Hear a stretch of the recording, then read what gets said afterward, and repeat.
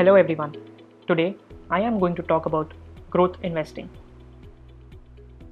Growth stocks are the ones which deliver higher growth in revenues and profits versus their industry average, which results in a rise in stock price. Key drivers of growth are: the company operates in an industry which is growing at a faster than average growth rate driven by increased penetration or adoption rate among its customers. The company has innovative products or services which are catching up in the market faster than their peers, giving the company a competitive advantage. The company employs new technology which is not only more productive but also more efficient than existing technology, thereby giving the company an edge over others and is driven by increased adoption. Growth companies offer returns better than peers and hence have different characteristics as compared to the broader industry.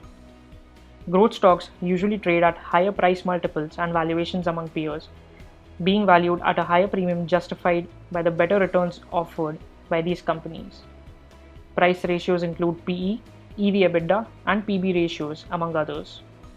These companies usually do not declare dividends, and even if they do, the dividends are very low. The reason for this being that these companies usually prefer investing their surplus cash into the business as it gives higher returns to shareholders rather than distributing the cash among them.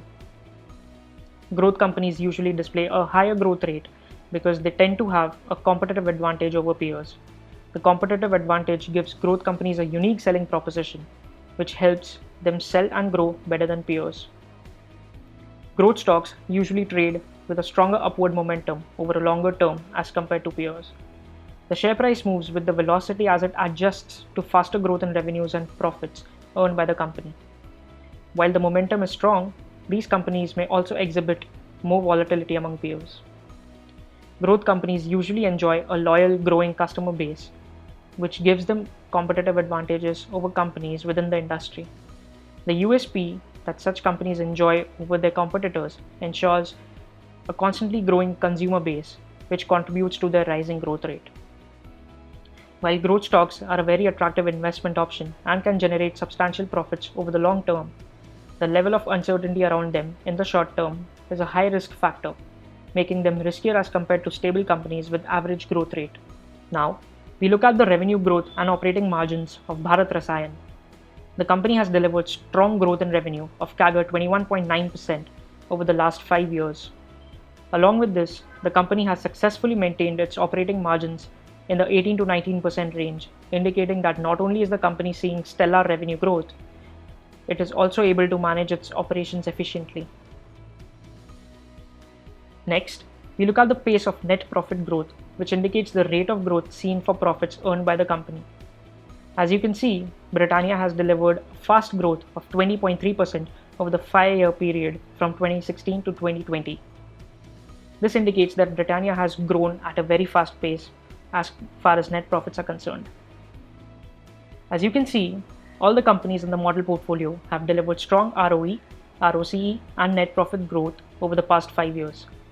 Bajaj Finance has also delivered strong returns among its peers, but since financial companies have a lot of liabilities due to the nature of their business, the ROCE appears to be low, yet is better given the financial industry performance.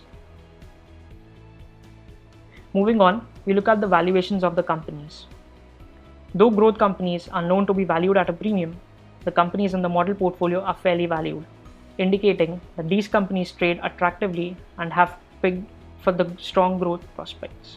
Thereby, these companies offer great upside potential for the long-term investors. While these companies offer strong growth over the long term, the companies also face risks to their growth.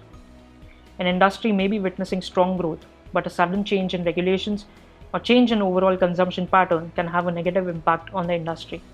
An example could be changes in the rule around food product ingredients, which might force the manufacturer to incur additional costs and hamper the growth in revenue and profits going forward. While growth companies offer strong rise in stock prices, they also tend to be very volatile in nature. Since these companies derive majority of their value from future prospects, any changes in their future potential can affect the growth momentum strongly. An example can be stress in the financial sector, which could significantly impact the growth of financial companies and may even impact the long-term prospects negatively. During times of stress, growth companies are generally impacted more than others if their balance sheets are not as strong. This can be the case for some growth companies which may have invested heavily towards growth while not maintaining a strong balance sheet. Hence, we excluded companies which did not have strong balance sheets to weather through a difficult environment and continue on their path to growth. Thank you for tuning into Samco, and we hope you have learned about growth stocks.